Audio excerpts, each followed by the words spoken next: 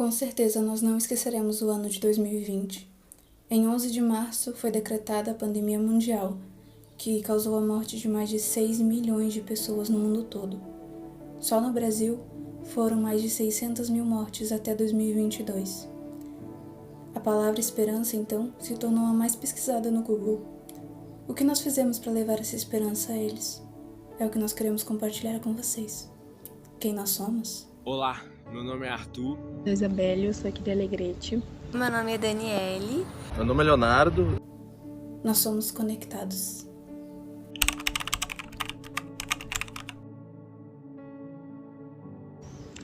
Eu lembro que da notícia da pandemia, primeiro na TV, que era uma coisa fora, depois foi chegando.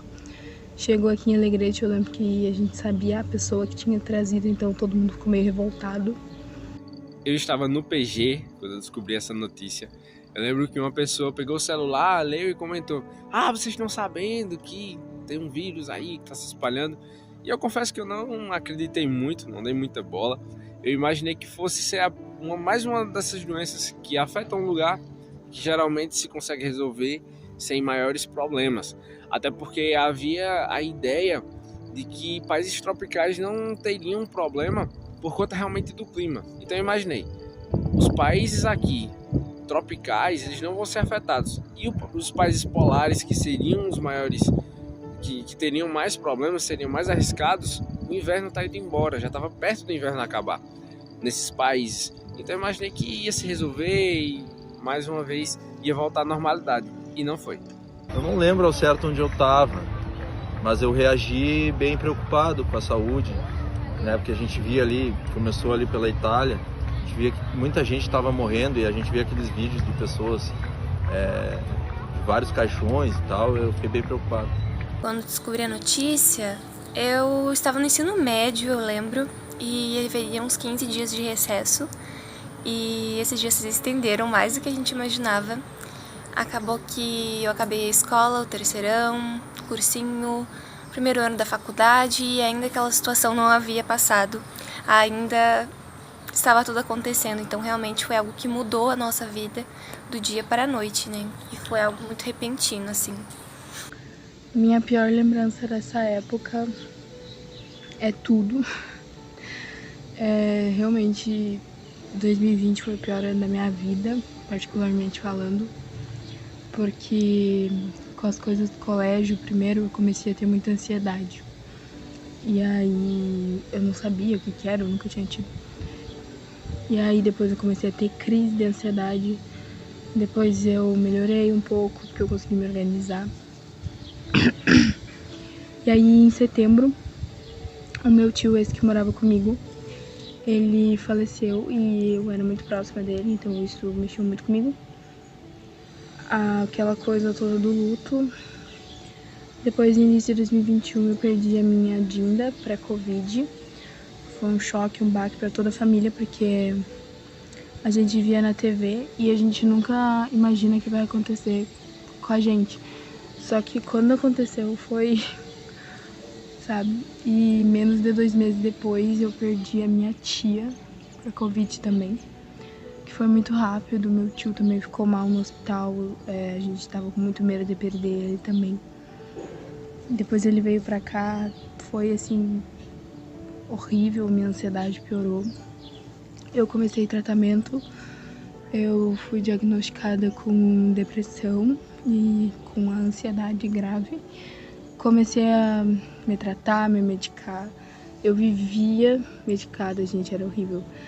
E graças a Deus, ali mais ou menos por setembro de 2021, a medicação tinha diminuído. Foi quando tudo começou a voltar, as escolas, essas coisas. E hoje em dia eu tô muito melhor, graças a Deus. A pior memória foi ver muita gente morrendo nos hospitais, né? Ou até quem não conseguia leito. Isso foi bem triste de presenciar, de ver. Minha pior lembrança foi a morte de um irmão da igreja. Eu lembro de um irmão da igreja que ele era muito, mas muito envolvido com a missão. Ele era um grande evangelista que estava há anos pregando, que já tinha trazido muitas pessoas para o batismo, e que ele pegou Covid E as coisas foram se desenrolando e ele acabou não resistindo. Hoje ele está guardado no Senhor, esperando a volta dele voltar. E aquilo, na época, foi um baque muito grande para a igreja. A igreja não soube reagir muito a essa notícia e não soube o que fazer dali em diante por um bom tempo. Mas eu lembro que Jesus foi levantando outras pessoas, foi acalmando. E hoje a igreja voltou, os ministérios, e a gente está aguardando ele voltar. A melhor memória, eu acho que foi essa aproximação que eu tive com Deus. Foi esse encontro mesmo, de ter mais tempo de estudar a Bíblia, de ter mais tempo também de ver o significado daquilo que realmente importava para cada um de nós, para mim, por exemplo. Então, tive boas memórias assim nesse sentido. A melhor memória foram os cultos que a gente fazia no sábado de manhã. Não tinha culto na igreja, mas a gente ia 2, 3 jovens e fazia escola sabatina. E o pessoal entrava online e a gente fazia o culto ali. Foi bem legal. Minha melhor lembrança, com certeza, foi o meu trabalho. Eu lembro que eu trabalhava em uma farmácia e as farmácias não fecharam, né, durante o lockdown, tudo, porque era um serviço essencial. Então as pessoas iam para a farmácia comprar remédios, iam para a farmácia comprar vitaminas para fortalecer a imunidade. E ali era o momento tanto de ajudá-las com orientações de saúde, falar sobre vacina, falar sobre máscara, falar sobre alimentação, sobre como cuidar do corpo e também do isolamento social, mas também era o momento de falar de Jesus. As pessoas estavam um pouquinho assustadas, estavam um pouquinho apavoradas e era o momento para levar esperança, para levar calma, para levar uma mensagem de que Jesus ia vir, que esse era apenas mais um dos sinais da volta dele e que tudo ia se resolver. Então, de longe, essa foi minha melhor lembrança.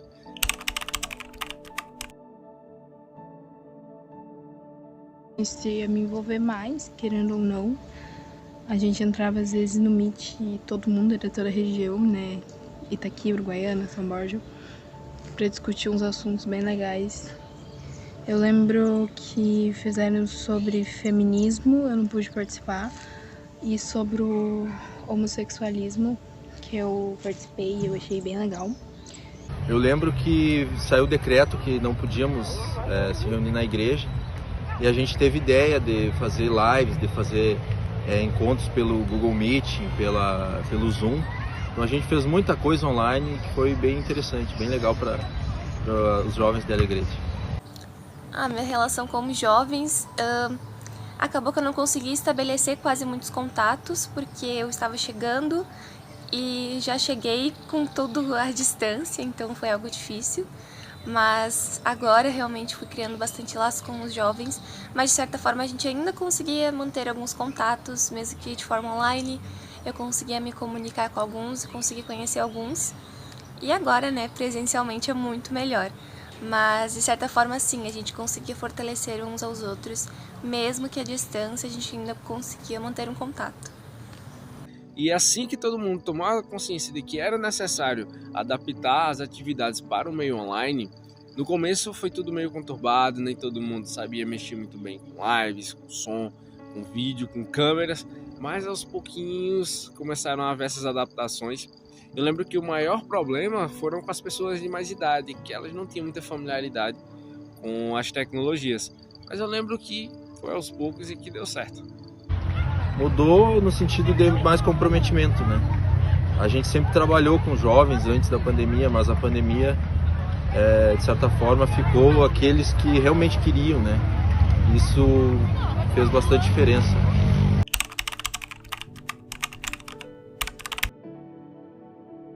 Como a minha vida espiritual sobreviveu à pandemia? Sobreviveu bem, graças a Deus.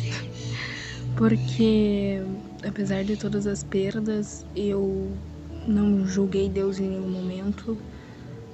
Porque é estranho, né? Uma pessoa que foi levada de forma natural, mas não foi porque era uma pandemia, era uma doença que, sabe? Mesmo a gente não podendo se reunir na igreja local, eu estava acompanhando muito a Novo Tempo, estudando a Bíblia em casa, e acho que foi o momento que eu mais me peguei com Deus, então eu acredito que esse sobreviveu, né? Então, a partir disso, eu acompanhava pela TV Novo Tempo, a gente se comunicava com os irmãos também, mesmo que de forma online, isso fortalecia muito, né? Então, minha vida espiritual se fortaleceu porque eu me peguei muito a Deus nesse momento. Sobreviveu bem no sentido de que a gente procurou fazer alguma coisa dentro daquilo que a gente podia fazer, né? A gente vê que muita gente se afastou da igreja, se afastou, não voltou mesmo após a pandemia, e a gente de alguma maneira tentou se manter ativo. Acho que isso foi o diferencial. Sobreviveu graças a esses momentos no meio da natureza. Eu diria que minha vida espiritual melhorou e muito. E talvez se não houvesse a pandemia, eu não sei como estaria ela hoje, talvez estivesse pior. E a gente caminhava, ia muito para a natureza, e lá na natureza a gente contemplava as maravilhas de Deus. Havia um tempo sozinho com Deus, havia um tempo para apreciar tudo aquilo. E a natureza já trazia aquele cenário, aquele ambiente, aquela atmosfera de calmaria que a cidade não tinha, ainda mais com as pessoas todas assustadas. Então minha vida espiritual melhorou muito, foi tempo para rever muitas coisas, para pensar muito sobre como levava a vida e como decidia levar dali em diante.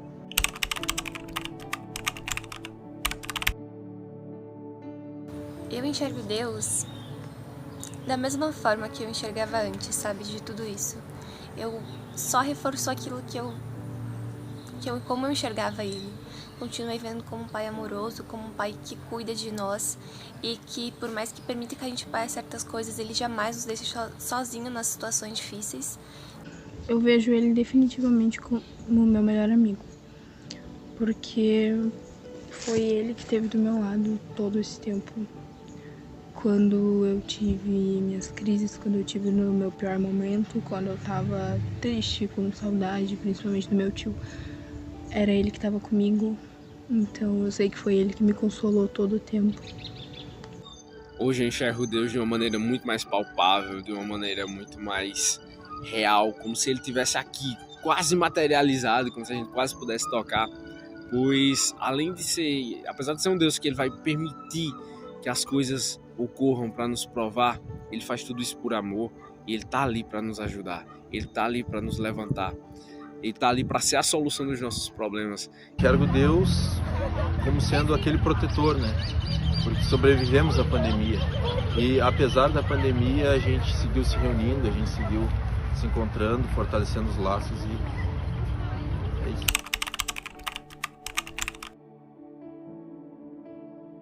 E o que começou na pandemia e vai me levar para a vida toda é com certeza o meu relacionamento com Deus, porque eu realmente vi Ele como meu melhor amigo, como eu já falei. E também a minha relação com a minha família, porque como eu disse também, a gente se aproximou muito, então a gente criou laços que não tinha antes ou que não estava muito forte, assim. Então isso realmente já tô levando e vai ir para minha vida toda. Acho que o comprometimento, né? Que apesar de qualquer coisa, tu tem que estar comprometido com Deus. De alguma forma, tu tem que fazer o trabalho dele, o trabalho para ele, independente das adversidades que aconteçam. A gente aprendeu a se reinventar, a gente aprendeu a olhar para aquilo que realmente importa, e eu acho que isso vai me seguir pro resto da vida, sabe? Sempre uma forma da gente lidar com as situações, se reinventar de alguma forma. Se a gente não conseguia ter encontros presenciais, faz encontros online, né? Se a gente não conseguia visitar alguém, liga para essa pessoa. Se a gente não conseguia, então, estar reunidos, a gente assistia culto de outras formas, criava relações de outras formas. Então, acho que isso que vai me seguir pro resto da vida, assim, aprender a se reinventar, se adequar às situações e ser grato também, apesar das coisas que a gente passa, porque a gente sabe que Deus está cuidando de tudo. É isso.